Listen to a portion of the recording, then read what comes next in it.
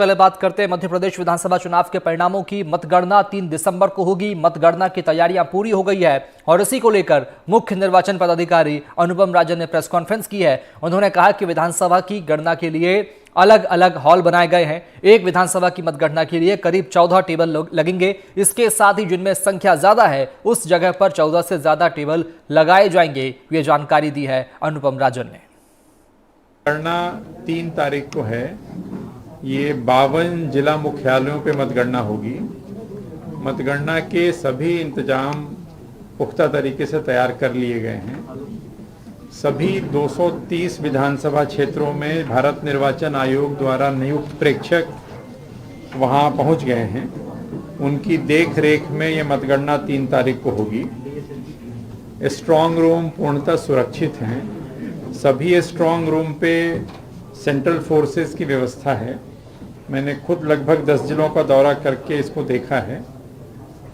कहीं पे बीएसएफ है, कहीं पे आईटीबीपी है, कहीं पे सीआरपीएफ है, कहीं सीआईएसएफ है। तो स्ट्रांग रूम पूरी तरह से उनकी सुरक्षा के अंतर्गत हैं round the clock.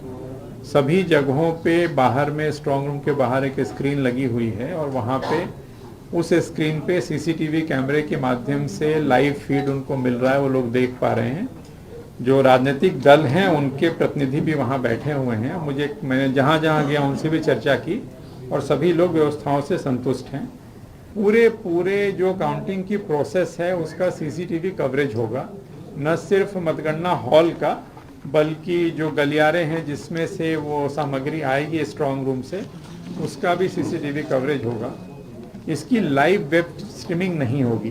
Counting process की लाइव वेब स्ट्रीमिंग नहीं होती। ये भी व्यवस्था की गई है कि जो पेटियां स्ट्रांग रूम से लेकर के आते हैं तो उनके रास्ते अलग अलग हों। संबंधित विधानसभा का जो कक्ष है, मतगणना जहाँ होनी है, आपस में एक दूसरे को क्रिस क्रॉस नहीं करें। उसकी कलर कोडिंग की गई है। जो कर्मचारी उन पेटियों को लेके आएंगे तो संबंधित विधानसभा को एक डिफरेंट कलर दिया गया है। उसी तरह से पासेज जारी किए गए एजेंट के भी। तो काउंटिंग एजेंट्स को भी एक विधानसभा का काउंटिंग एजेंट को दूसरे में जाने की अनुमति नहीं होगी। ऑब्जर्वर जो मतगणना कक्ष है उसमें मोबाइल पूर्णतः प्रतिबंधित होगा। उसमें सिर्फ जो अपवाद है वो ऑब्जर्वर हैं जो भारत निर्वाचन आयोग द्वारा नियुक्त हैं, उनके पास मोबाइल होगा। और जो आरओ एआरओ जो ईटीपीवीएस होता है, जो सर्विस वोटर के जो आते हैं, उसके बारकोड को स्कैन करना पड़ता है और उसकी स्कैनिंग के लिए ओटीपी आती है। तो उस ओटीपी को देखने के लिए, यूज़ करने के लिए आरओ एआरओ और काउंटिंग सुपरवाइजर को सिर्फ उतने पर्पस के लिए मोबाइल के उपयोग की अनुमति होगी। उसके बाद एक बार हो जाएगा तो ऑफ कर देंगे वो। परिणाम के लिए एक तो जो हम लोग जो हमारी वेबसाइट है उस पे परिणाम आपको प्राप्त होंगे। एक results.eci.gov.in है, हम उसका विज्ञापन भी तैयार कर लिया, हम लोगों ने भी दे देंगे, जो भी आ जाएगा या ग्रुप पे डाल देंगे। तो जो वेबसाइट्स हैं, जो वोटर हेल्पलाइन ऐप है, उसके माध्यम से हमें चीज़ें प्राप्त होती रहेंगी।